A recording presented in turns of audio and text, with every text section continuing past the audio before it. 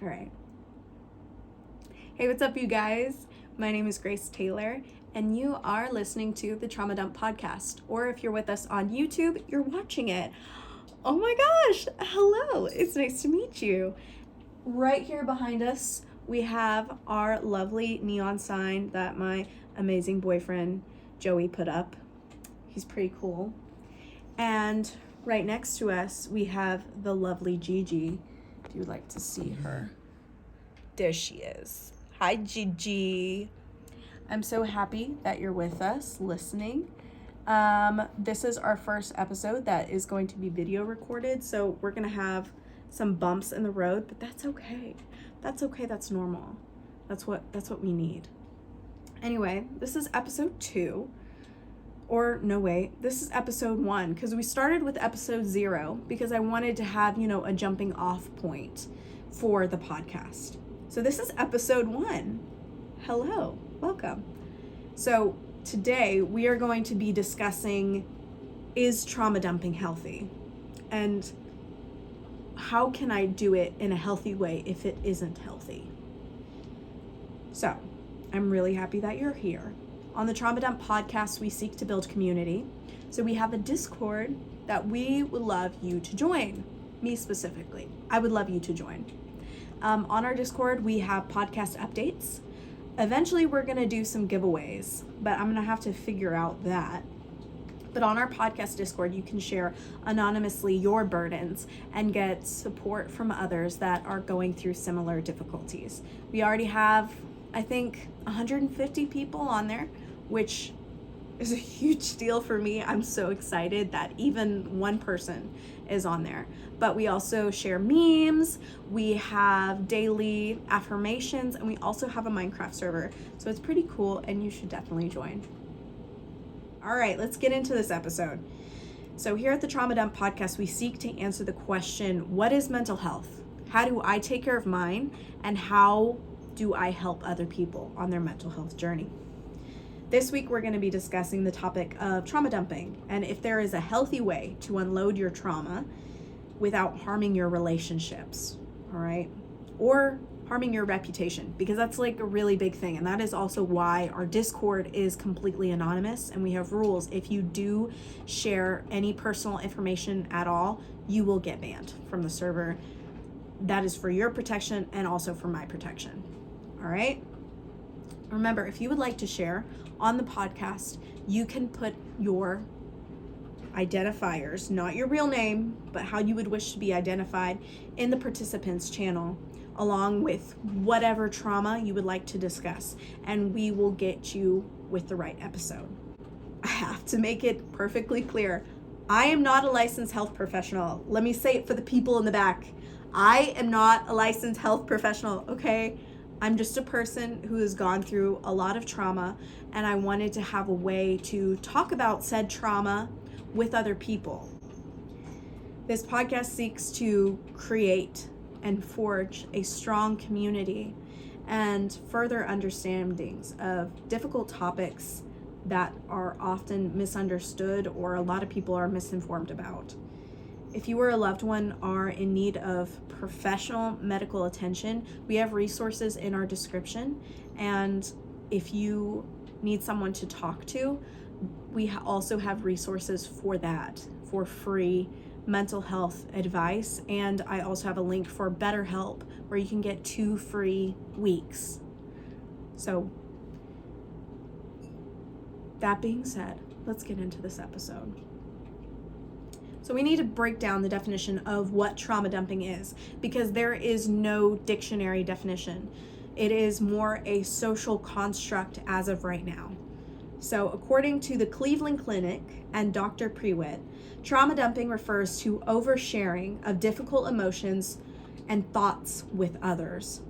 Dr. Prewitt explains that it's not a clinical term but used by mental health professionals. So it's not a clinical term. There's not a defined, aspect of trauma dumping. It's more of an umbrella, broad term. And he also says People who engage in trauma dumping often share traumatic events or stressful situations with others during inappropriate times. Talkspace, an online therapy, and it's like video text call therapy type thing. They also have a lot of really good mental health information. That's one of our resources in the description. I strongly recommend you checking it out on your free time. But they define trauma dumping as unloading traumatic experiences on others without warning or invitation. It's often done to seek validation, attention, or sympathy. While some initial relief may come from trauma dumping, the habit usually does more harm than good. That's what Talkspace says. So, to break it down for myself, when I think of trauma dumping, I'll give you a scenario. I think of whenever, say, I'm at dinner with some friends and someone is having a really hard time, and you ask them, hey, how are you doing? And they start unloading everything that they're going through, all at the dinner table, and the waiter is coming up to, hey, offer us some drinks or get our order, and they just keep going. That's what I think of when I think of trauma dumping. So trauma dumping is categorized as unhealthy, habitual, uninterrupted venting. Makes sense, right? When we think of trauma dumping, it's more of a negative connotation. Like when you vent to someone who wasn't ready for it, or you're too deep in your feelings that you can't tell that they are really uncomfortable and they're not ready for that load you just dropped on them. And a lot of the times when we trauma dump, the people that we're trauma dumping to do not know how to react. Because one, usually we should be venting to a mental health professional, or two, it's not the right time or place, and that person may not know you really well. And so when we're unloading a lot of personal information, it may give them the wrong impression of our character. Now, I have a lot of issue with it from my own personal experience, because I went through a lot, and I do mean a lot, of traumatic experiences all at once. My father sustained a traumatic brain injury that he eventually succumbed to, and it was really hard.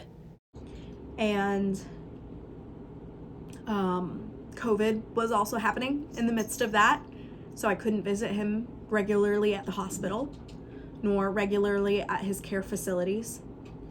And all the while, I was going through a really traumatic breakup.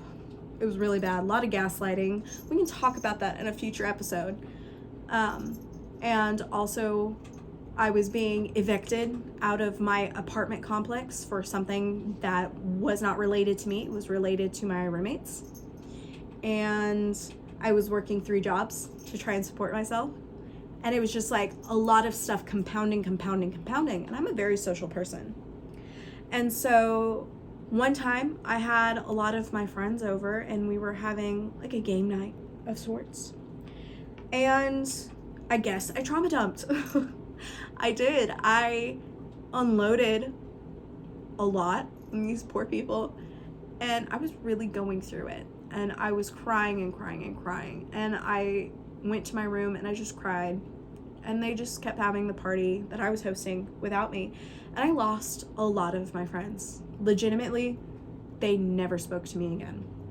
And so I was struggling really, really badly. And not to say that I shouldn't have shared my burden, but maybe I should have shared it in a way that was more appropriate for the situation, and maybe just with one person. So a lot of times people use trauma dumping as an insult. It's akin to, oh, this person is gaslighting me. Oh, this person is trauma dumping on me. Stuff like that. And I don't agree with that, first of all.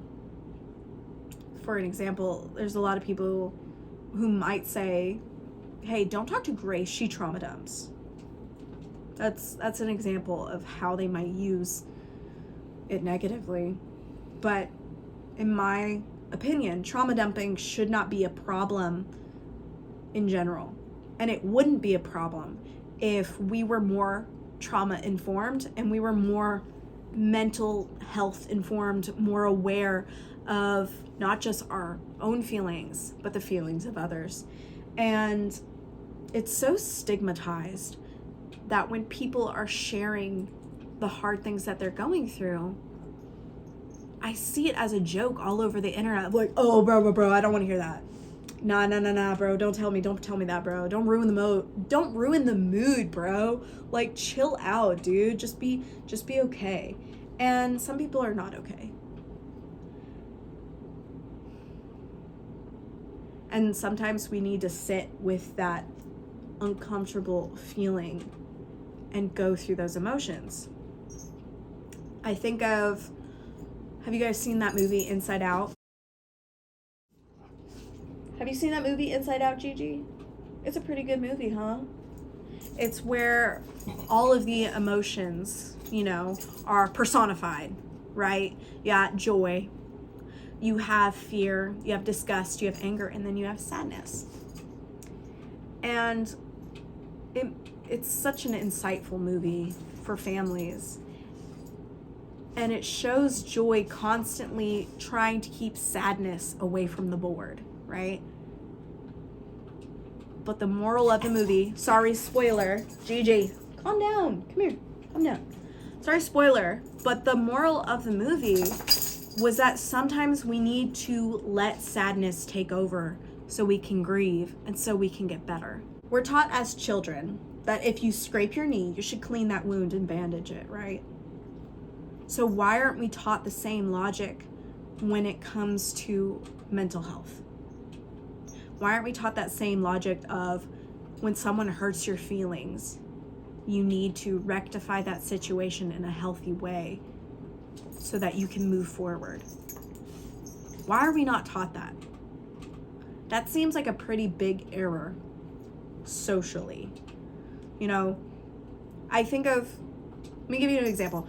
I'm a nanny to 4 boys. That is my profession outside of this podcast, right? And I've been their nanny off and on for 6-7 years. I love those boys with all of my heart. I would do anything for them. They're like my brothers, honestly. And we were at Urban Air, and one of my boys was made fun of by another kid. And I told him after the fact that it's okay to be angry.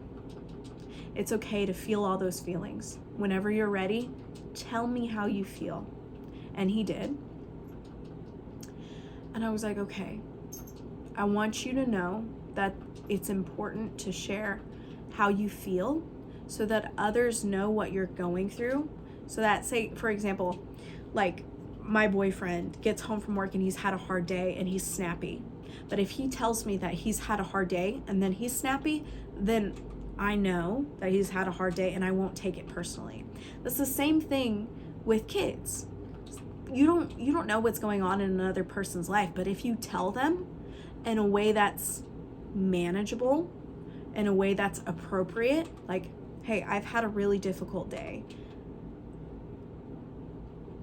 This is why. I'm apologizing in advance if I hurt your feelings in any way by my mood. That would help so many situations.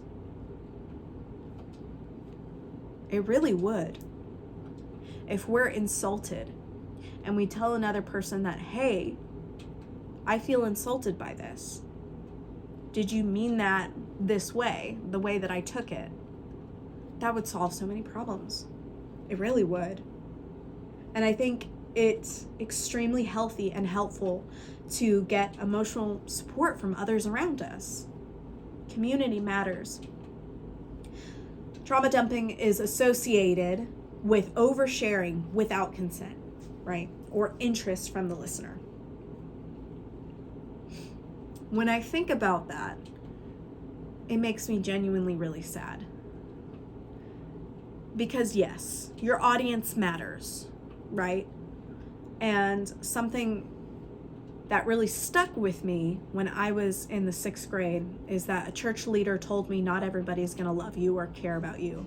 That hurt me to my core as a kid.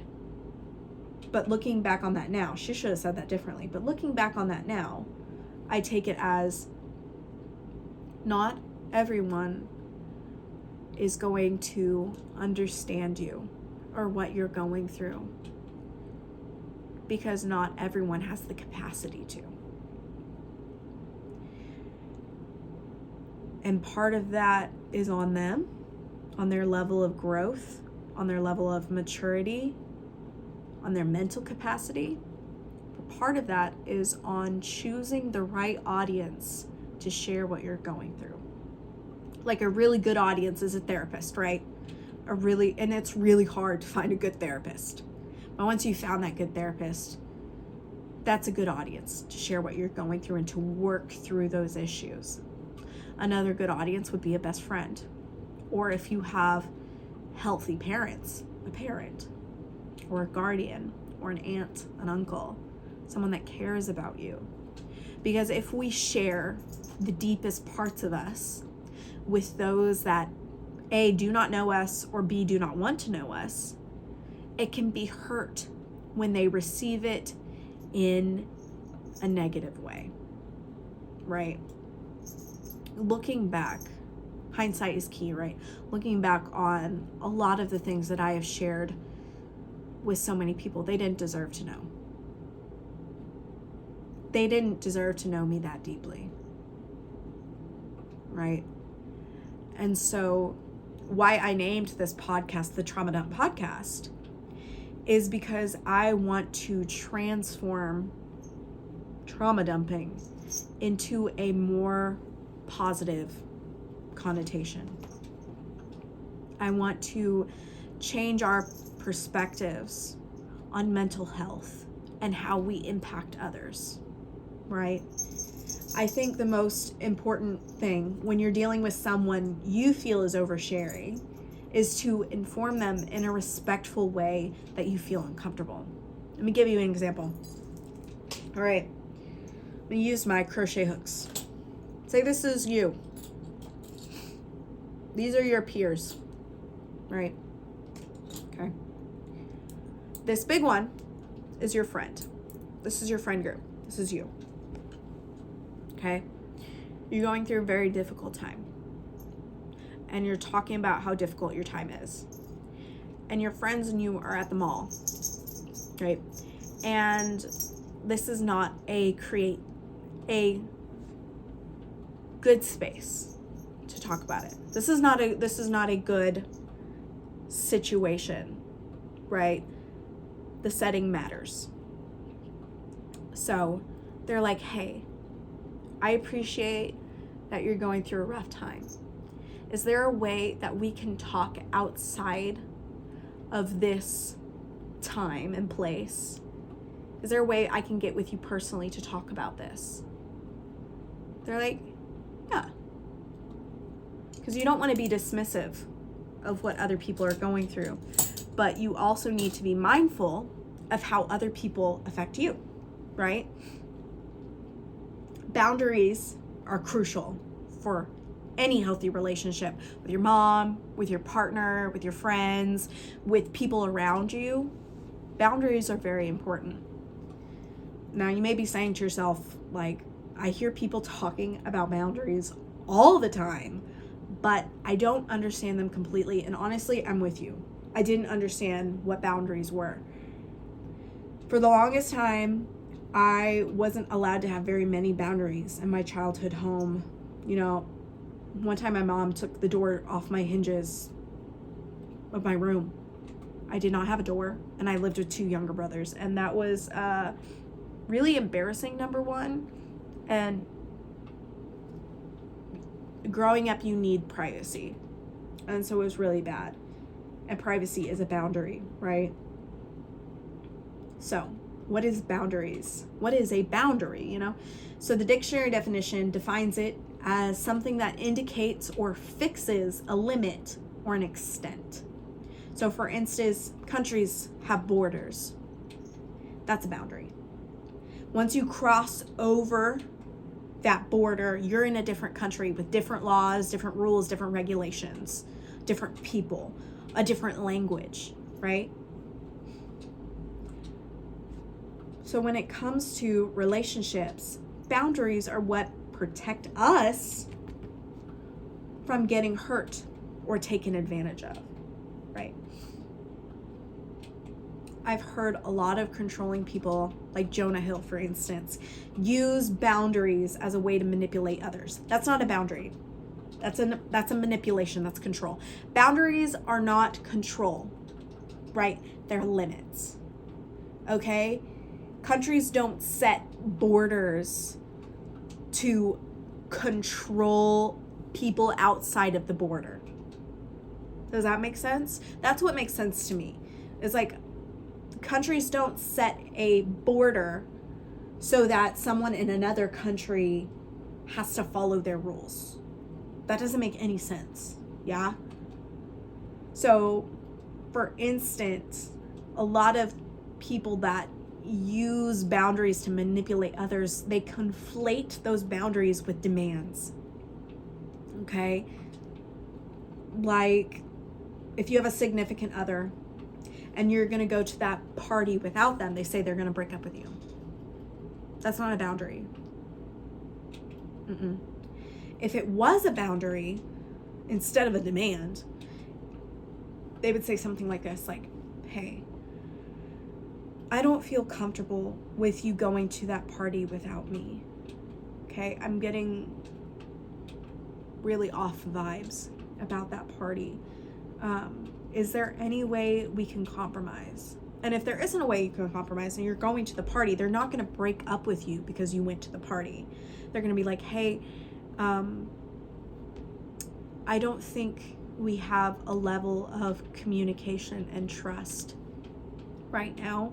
And so I'm going to distance myself a little bit, right? That would be an appropriate response. Yeah, that would be a boundary, saying, hey, I don't feel comfortable with you going to that party. Can we talk about this? Can we set some limits? Yeah, that would be a boundary. And even then, you cannot control another person. Everybody has full autonomy. Yeah. So boundaries are meant to build trust. They're the foundation of any community, right? Our laws are boundaries. Like, you should not and cannot run a red light because other people that have the green light can crash into you. Boundaries promote safety. Okay? So one day I'm going to do a whole episode on boundaries. It might be sometime in the future. So if you want to be on that episode, if you want to share what your boundaries are, please put them in our Discord. I'd love to hear them. So, what are the key ways of communicating that you're going through a hard time? Think of it as a triangle, okay? The first level down here is you have to have trust with the person you're communicating with. You have to know your audience, okay?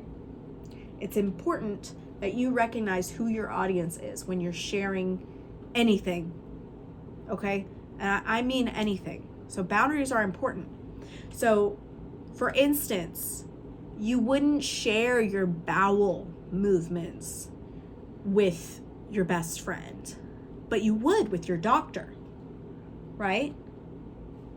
There's a different audience, okay?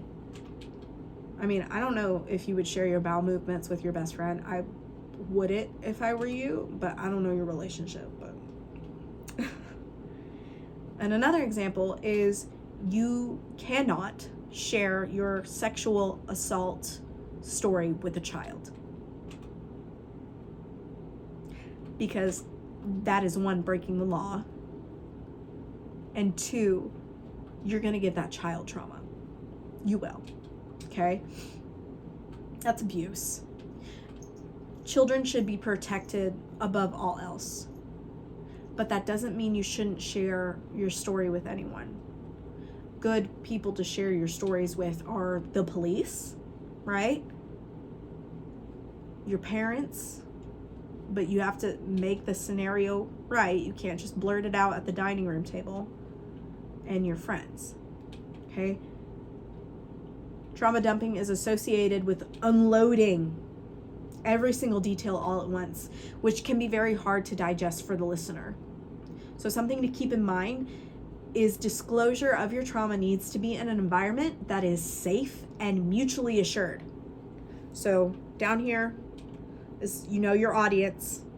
This one is trust, safety, right? Respect. It's mutual, right? And they are willing participants, not just listeners, but participants.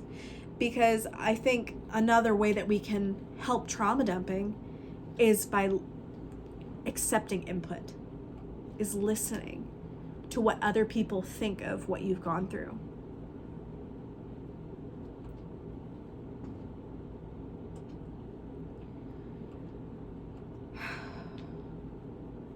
Trauma dumping also needs to be gradual. The disclosure of what you're going through needs to be gradual in a way that it builds trust and communication. Okay? I've also found that trauma dumping is very common among people that feel like they will not be believed unless they share every detail, like myself. Because oftentimes the story is so unbelievable. Take a break. Hold on.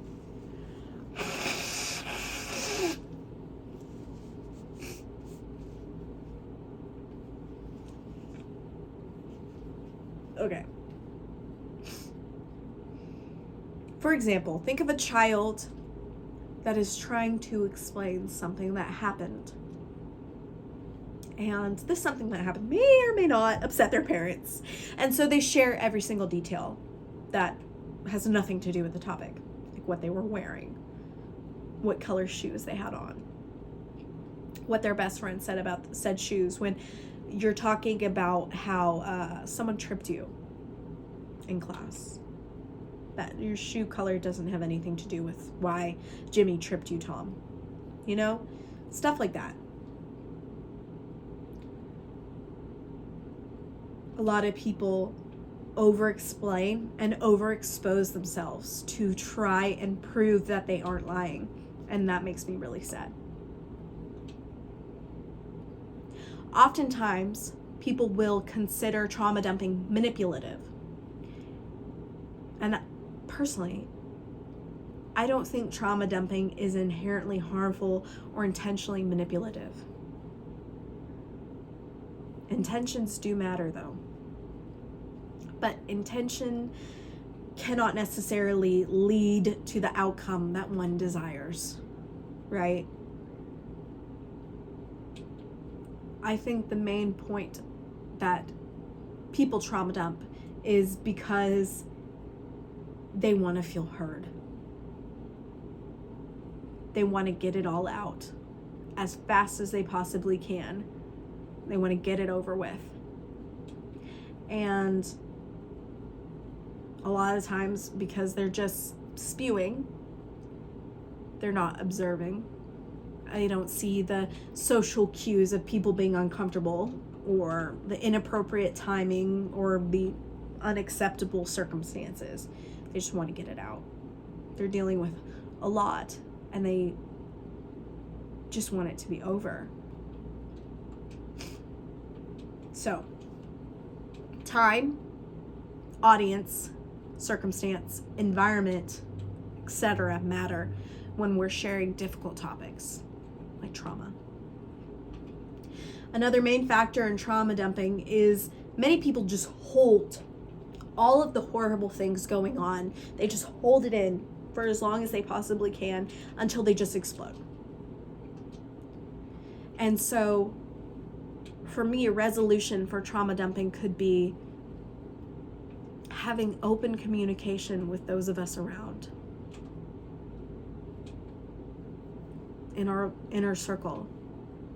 Just openly talking about what you're going through. And so when you're going through a really hard time, you've already built that genuine connection with other people that they care more, that they're concerned, that they want what's best for you. People hold on to the trauma till it becomes too much to handle, and then it just explodes out.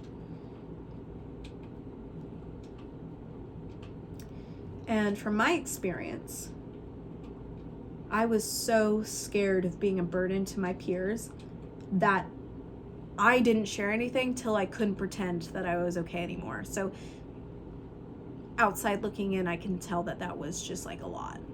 Because everyone knew me as happy-go-lucky Grace, who had everything covered. They didn't know the real me.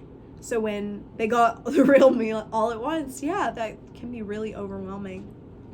And I recognize that. And one of the worst things that was said to me in that time was that no one wants to be on a sinking ship.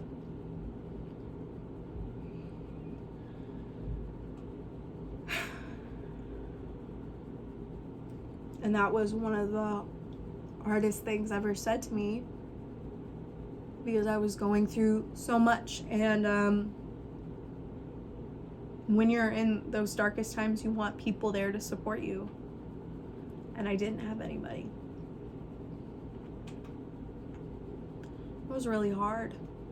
And so I had to rebuild and make a new support system. And that was also really hard. It's insane to be referred to as a sinking ship. And as a healed person, I recognize that. And it just makes me so angry to think about.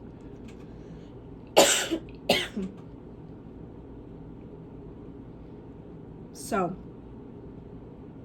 how can we share our thoughts, experiences, and trauma in a healthy and meaningful way that won't distance others from us, that will keep us connected to each other? First off, you need to recognize that you are not defined by your trauma. It's something that happened to you. It's not who you are. Okay? And that's really hard. It's really hard. Because when we're in the thick of it, it feels like it's all our fault. It's not. Trauma is what happens to you. What you go through because of what happened to you, the residual pain. But there is hope, and you can heal from it. Trauma does not last forever. It can impact us for a very long time, but it doesn't have to last forever unless we let it. You are not a broken or lesser person because you've endured unfair treatment. You are not a burden. If someone calls you a burden, that's not a person that you should be around. Because you don't know, they may be going through some tough things, and they're threatened by how you're dealing with the tough things that you're dealing with in such a better way than how they're dealing with it. And so they feel threatened. That's a real thing. That's something I've experienced. Is that I was going through such a horrible, hard time. And then one of my friends was going through a hard time, yes, but it wasn't as considerably hard. And she was not dealing with it in a good way at all, in a healthy way at all. She knew how to. And she was just somehow overwhelmingly threatened by me and how I was dealing with what I was going through. And so she didn't want to be around me anymore. It's bizarre, but it's something that happens. There's a big difference between being a victim and victimizing yourself. The big difference is that anyone can be a victim, okay? Anyone can acknowledge the hardships that they've gone through, but you are not those hardships. And if you keep stewing in them and living in them and making them everything about you, your personality, that's wrong. And it's an injustice to you as a person. There's a difference between acknowledging your feelings and becoming them. Feelings are not facts, but they are indicators of what's going on inside of us. And so they should be listened to. They're also indicators of what's going on outside of us and how they're influencing us. They should be listened to.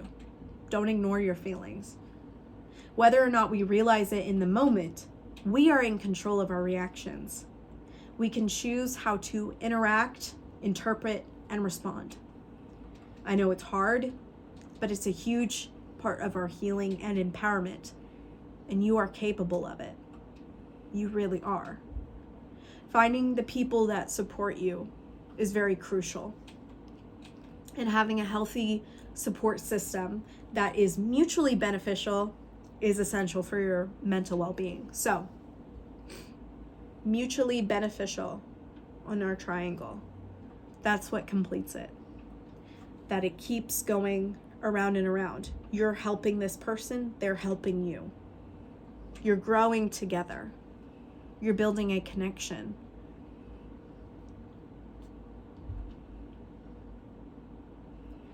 For me, joining a support group was one of the most crucial things to my healing. And I think it's one of the key steps in improving your life for the better. Gigi agrees. But that being said, we have to be open to solve the problems that we're trauma dumping about, right? We have to be open to the advice of others. Whether we take it or not is up to us, but we need to acknowledge the advice and be open to it. Acknowledging that person that's giving you advice is super important because that helps build communication. And telling them that, hey, I appreciate the advice that you're giving me. I'm not going to take it, but maybe once I do the thing that I think I should do and it doesn't work out, I'll take your advice, right? Everyone deserves to be heard, period. We need to have compassion for those who are going through difficult things. And when I say compassion, I don't mean that we need to excuse their bad behavior, because we don't. And we shouldn't give up on others' capacity to heal. I mean, we should be sympathetic, okay? We should be kind and compassionate. Alleviating another person's trauma is not the goal. It should not be the goal. You can't heal someone on your own. They have to heal themselves. It's really hard to see our friends struggle, but it's part of life. We have to redefine trauma dumping, and that is what this podcast is about.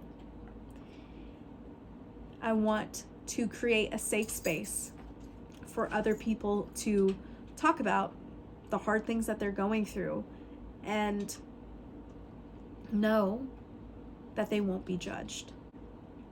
Don't hesitate to join our Discord, okay? If you're going through some hard things and you want to talk about it, you can. And we made a safe space for you to do so. We have different channels of discussion with various topics ranging from essay, DV, to, trauma from your parents, narcissistic abuse, grieving loss, and we also have memes that help us get through it. You are needed and appreciated, okay? and I'd love to get to know you and support you in any way that I can. Remember, you are capable of a fulfilling life in spite of your trauma. May you rise from the ashes and be filled with peace, love, joy, and understanding. Thank you so much for watching this first episode, and I'll see you in the next one. We have episodes every Sunday. So, bye!